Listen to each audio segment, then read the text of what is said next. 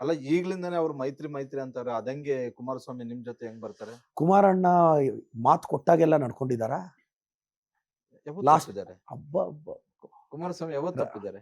ಏನ್ ಯಡಿಯೂ ಯಡಿಯೂರಪ್ಪನ್ಗೆ ಸ್ಥಾನ ಅಲ್ಲ ಈಗ ಬಿಟ್ಕೊಡ್ಲಿಲ್ಲಾನ? ಹಾ ಆಯ್ತು ಅದನ್ನ ಇನ್ನೂ ಎಷ್ಟು ವರ್ಷ ಅಂತ ಹೇಳ್ತೀರಾ? 2008ರಲ್ಲಿ ಆದಂತಹ ಘಟನೆ. ನಾನು ಹೇಳೋದು ಅದೇ ಕುಮಾರಣ್ಣ ಅವರು ನೂರಾರು ಸಲ ಮಾತು ತಪ್ಪಿರೋ ನಿದರ್ಶನಗಳಿದೆ. ಈಗೇನಿಲ್ಲ, ವೆರಿ ಸಿಂಪಲ್. ಅವ್ರನ್ನ ಸೆಕ್ಯುಲರ್ ಅನ್ನೋ ಪದ ತೆಗ್ದಿಲ್ಲ. ಸಿಂಪಲ್ ಆಗಿ ಅಂತಾರೆ, ನಾವು ಕೋಮುವಾದಿ ಪಕ್ಷದ ಜೊತೆ ಇರಲ್ಲ. ಡೈಲಾಗ್ ಸ್ಕ್ರಿಪ್ಟ್ ಕೂಡ ಈಗಲೇ ಹೇಳ್ತಾ ಇದ್ದೀನಿ. ನಾವು ಜಾತ್ಯತೀತ ಪಕ್ಷದ ಜೊತೆ ಕೈ ಜೋಡಿಸ್ತೀವಿ ರಾಜ್ಯದ ಸಮಗ್ರ ಅಭಿವೃದ್ಧಿಗೆ ಅಂತ ಬರ್ತಾರೆ. ನನ್ನ ಫ್ರೆಂಡ್ಸ್ ಎಲ್ಲ ರೇಗಿಸ್ತಾ ಇರ್ತಾರೆ, ಮಗನೇ ಕುಮಾರಣ್ಣನ ಗ್ಯಾರಂಟಿ ವಾಪಸ್ ಬರ್ತಾನೆ, ನಿನಗೆ ಕೊಡಬಾರ್ದು ಕೆಲಸ ಕೊಡ್ತಾರೆ ಅಂತ. ಅದು ನನ್ನ ಚಿಕ್ಕಬಳ್ಳಾಪುರದಲ್ಲಂತೂ ನಿಮ್ಗೆ ಜಾಸ್ತಿ. ಫ್ರೆಂಡ್ಸ್ಗೆಲ್ಲ ಹೇಳ್ತಿರ್ತೀನಿ, ಕುಮಾರಣ್ಣನ್ ನನ್ನ ಮೇಲೆ ಪ್ರೀತಿ ಇದೆ, ನನಗೆ ಗೊತ್ತು. ಕುಮಾರಣ್ಣನಿಗೆ ನನ್ನ ಮೇಲೆ ಅಪಾರವಾದ ಪ್ರೀತಿ ಇದೆ, ಅದು ಕಡಿಮೆ ಆಗಲ್ಲ, ಅದು ನನಗೆ ಗೊತ್ತಿದೆ. ಕುಮಾರಸ್ವಾಮಿ ಅಂತೂ ರಾಜ್ಯ ರಾಜಕಾರಣಕ್ಕೆ ವಾಪಸ್ ಬರಬೇಕು ಅಂತ ಬಹಳ ಆಸೆಯಿಂದ ಇದ್ದಾರೆ. ಜೊತೆಗೆ ರಾಜ್ಯದಲ್ಲೂ ಕೂಡ ಅದೇ ವಾತಾವರಣ ಕ್ರಿಯೇಟ್ ಆಗ್ತಿದೆ ಅನ್ನುವಂತ ಒಂದು ಚರ್ಚೆ ಆರಂಭ ಆಗುತ್ತೆ. ಹಾಗೇನಾದ್ರೂ ಆದ್ರೆ ಹಳೆ ಮೈಸೂರು ಭಾಗದಲ್ಲಿ ಬಿಜೆಪಿ ಮತ್ತೆ ಜೆಡಿಎಸ್ ಸ್ವೀಪ್ ಮಾಡುತ್ತೆ ಅನ್ನುವಂತ ಒಂದು ಚರ್ಚೆಗಳು ಆರಂಭ ಆಗುತ್ತೆ. ಸರ್ ನೀವು ನಿಮ್ಮೆಲ್ಲರ ಪರಿಸ್ಥಿತಿ ಏನಾಗ? ನೋಡಿ ಸರ್, ವೆರಿ ಸಿಂಪಲ್. ಅವ್ರವ್ರ ಪಕ್ಷದ ಯೋಗ್ಯತೆ ಅವ್ರವ್ರಿಗಿರುತ್ತೆ. ನಾನು ಇವತ್ತು ಹೇಳ್ತೀನಿ, ನನ್ನ ಪಕ್ಷದ ತಾಕತ್ತು ನಾವು ಗೆಲ್ತೀವಿ. ಹಳೆ ಮೈಸೂರು ಭಾಗದಲ್ಲಿ ಕಳೆದ 20-25 ವರ್ಷದಿಂದ ನಾವೇನೋ ಎಲೆಕ್ಷನ್ ಆದಮೇಲೆ ಅಲಿಯನ್ಸ್ ಆಗಿದ್ದು ಬಿಟ್ಟರೆ ಯಾವತ್ತೂ ಇವ್ರ ಜೊತೆ ನಾವು ಹೊಂದಾಣಿಕೆ ಪೋಲ್ ಎಲೆಕ್ಷನ್ ನಾವು ಹೊಂದಾಣಿಕೆ ಮಾಡ್ಕೊಂಡೇ ಇಲ್ಲ. ಅವ್ರ ಫೈಟ್ ಅವ್ರದ್ದು, ನಮ್ಮ ಫೈಟ್ ನಮ್ಮದು. ಮೊನ್ನೆ ಇವರು ಸಪ್ರೇಟಾಗಿ ಫೈಟ್ ಮಾಡಿದಾಗಲೇ ತಾನೇ ನಾವು ಕಳೆದ 24 ವರ್ಷದಲ್ಲಿ ಯಾವತ್ತೂ ಇಲ್ದಿರೋ ಮೆಜಾರಿಟಿ ಬಂದಿದ್ದು ನಮಗೆ. ನಮ್ಮ ಫೈಟ್ ನಮಗೆ, ನಮ್ಮ ಅಸ್ತಿತ್ವ ನಮಗೆ ಗೊತ್ತಿದೆ, ನಮ್ಮ ಪಕ್ಷದ ತಾಕತ್ ನಮ್ಗೆ ಗೊತ್ತಿದೆ, ನಾವು ಗೆದ್ದೇ ಗೆಲ್ತೀವಿ ಸರ್. ಹಾಗಾದ್ರೆ ನಿಮ್ ಪ್ರಕಾರ ಕುಮಾರಸ್ವಾಮಿ ಅವ್ರು ಬರೋದ್ರಿಂದ ಏನ್ ಫಲಿತಾಂಶದ ಮೇಲೆ ಯಾವುದೇ ಎಫೆಕ್ಟ್ ಆಗಲ್ಲ ಅಂತೀರಾ? ಹಾಗಂಗಿದ್ರೆ ಮೊನ್ನೆ ಆಗ್ಬೇಕಾಗಿತ್ತಲ್ಲ.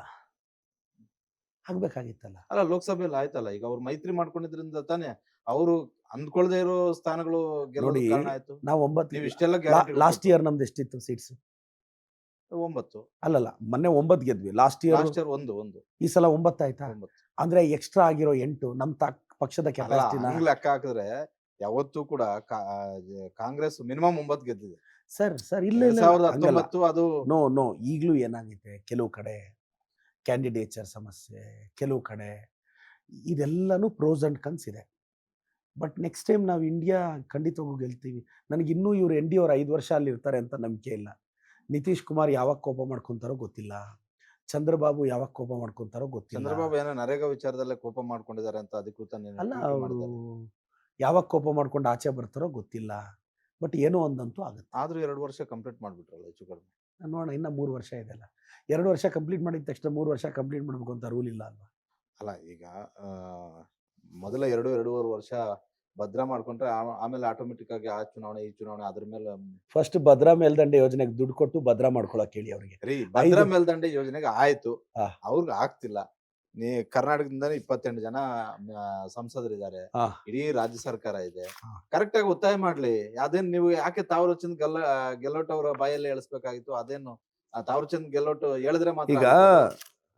ಗೆಹ್ಲೋಟ್ ಸಾಹೇಬ್ರು ಗವರ್ನರ್ ಆಗಿರೋದಕ್ಕೆ ನಾವು ಕೇಳ್ತಾ ಇದ್ದೀವಿ. ಹ್ಮ್. ಇವತ್ತು ಅವ್ರನ್ನ ರಾಜೀನಾಮೆ ಕೊಟ್ಟು ಹೋಗಕ್ಕೆ ಹೇಳಿ, ಅವ್ರ ಕೈಯಲ್ಲಿ ನಾವೇನು ಕೇಳ್ಕೊಂತೀವಿ? ಗೆಹ್ಲೋಟ್ ಸಾಹೇಬ್ರು ನಮ್ಮ ರಾಜ್ಯದ ಗವರ್ನರ್ ಆಗಿರೋದಕ್ಕೆ ನಾವು ನಮ್ಮ ರಾಜ್ಯದ ಗವರ್ನರ್ಗೆ ಕೊಡ್ಬೇಕು ಸ್ಪೀಚು. ಅಲ್ಲ ಖಂಡಿತ. ನಾನು ಹೋಗಿ ಅಮಿತ್ ಶಾ ಅವ್ರು ಕೊಟ್ಟು ಬನ್ನಿ ಸರ್ ಓದಿ ಅಂತ ಕೇಳಕ್ಕಾಗಲ್ಲ, JP ನಡ್ಡಾಜಿ ಕೊಟ್ಟು ಓದಕ್ಕಾಗಲ್ಲ, ನಿತಿನ್ ನಬೀನ್ಗೆ ಓದಿ ಸರ್ ಅಂತ ಕೇಳಕ್ಕಾಗಲ್ಲ. ಇವರು ಸಂವಿಧಾನನ ವಿರೋಧಿಸ್ಕೊಂಡು ಬರ್ತಾ ಇದ್ದಾರೆ. ನರೇಗಾ ಗ್ರಾಮೀಣ ಭಾಗದ ಎಂಪವರ್ಮೆಂಟ್, 100%. ರೂರಲ್ ಎಂಪವರ್ಮೆಂಟ್, ಇದನ್ನ ವಿರೋಧಿಸಿದ್ರೆ ಸರ್ ನಿಮ್ಗೆ ಗೊತ್ತಿರಲಿ. ಅಲ್ಲ ಎಲ್ಲಿ ವಿರೋಧ ಮಾಡಿದ್ರು? ಅವ್ರು ಸ್ವಲ್ಪ ಬದಲಾವಣೆಗಳು ಇಲ್ಲ ತುಂಬಾ ಬದಲಾವಣೆಗಳು ಮಾಡಿದ್ದಾರೆ. ನಾನು ನಿಮ್ಗೊಂದೊಂದು ಹೇಳ್ತೀನಿ, ರಾಜ್ಯದ ಜನತೆ ಒಂದು ಅರ್ಥ ಮಾಡ್ಕೊಳ್ಳಿ. ನರೇಗಾ ಅಲ್ಲಿ ನಮ್ಮ ರಾಜ್ಯದ ವ್ಯಕ್ತಿ 1 ದಿನ ಕೂಲಿ ಮಾಡಿದ್ರೆ ನಾವು ಕೊಡೋ 1 ದಿನದ ಕೂಲಿ 370 ರೂಪಾಯಿ. ಹೌದು. ಅದೇ ನೀವು ಗುಜರಾತ್ ಅಲ್ಲಿ ಹೋಗಿ 1 ದಿನ ಕೂಲಿ ಮಾಡಿದ್ರೆ ನಿಮಗೆ ಕೊಡೋದು 270 ರೂಪಾಯಿ. ಅಂದ್ರೆ ಅಲ್ಲೂ ಕೂಡ ಇವ್ರ ರೈತ ವಿರೋಧಿ ನೀತಿನೇ. ನಾವಿಲ್ಲಿ 370 ರೂಪೀಸ್ ಕೊಡ್ತಿದೀವಿ ಸರ್, it is on the record. ನೀವು ಗೌರ್ಮೆಂಟ್ ಆಫ್ ಇಂಡಿಯಾ ವೆಬ್ಸೈಟ್ ಅಲ್ಲಿ ಇದೆ, ಇದು ಯಾರು ಮುಚ್ಚುಮರೆ ಇಲ್ಲ. ಅಲ್ಲೂ 100 ರೂಪಾಯಿ ರೈತರಿಗೆ ಮೋಸ ಮಾಡ್ತಾರೆ. ನಾವಿಲ್ಲಿ ನರೇಗಾ ಬಂದ್ರೆ 60-40 ರೇಷಿಯೋ ಅಂತಾರೆ, ರಾಜ್ಯದ ಮೇಲೆ ಹೊರೆ ಮಾಡ್ತಾರೆ, ಮೊದಲಿ ಸ್ಕೀಮ್ ತೆಗಿತಾರೆ. ಇದೇನಿಲ್ಲ, ನಮ್ಮ ಮೇಲೆ ಕೋಪನ ರೈತರ ಮೇಲೆ ತೀರಿಸ್ಕೊತಾ ಇದ್ದಾರೆ, ಬಡವ್ರ ಮೇಲೆ. ನಿಮ್ಗೆ ಇನ್ನೊಂದು ಗೊತ್ತಿರಲಿ ಸರ್, ನರೇಗಾ 33% ವುಮೆನ್ ಪಾರ್ಟಿಸಿಪೇಷನ್ ಇರಬೇಕು, ಆದರೆ ಮೋರ್ ದೆನ್ 50% ವುಮೆನ್ ಪಾರ್ಟಿಸಿಪೇಷನ್ ಇದೆ. ಇದು ರಾಜ್ಯದ ಜನತೆ 2005 UPI 1 ಇದ್ದಾಗ ನಾವು ತಂದಿದ್ದು, 2006 ಲಾ ಆಯ್ತು.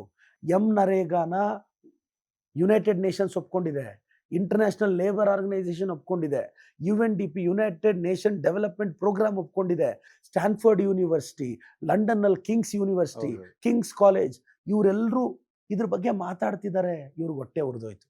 ಏನಪ್ಪ ಇವ್ರು ಕಾಂಗ್ರೆಸ್ ತಂದಿರೋ ಕಾರ್ಯಕ್ರಮ ಇಷ್ಟು ಪಾಪ್ಯುಲರ್ ಆಗಿ ಹೋಗ್ತಿದೆ ಅಂತ ಹೆಸರು ಚೇಂಜ್ ಮಾಡಿ ಇವ್ರು ಕ್ಲೈಮ್ ಮಾಡ್ಕೊಳ್ಳೋದು. ಎಷ್ಟು ನ್ಯಾಯ ಇದು?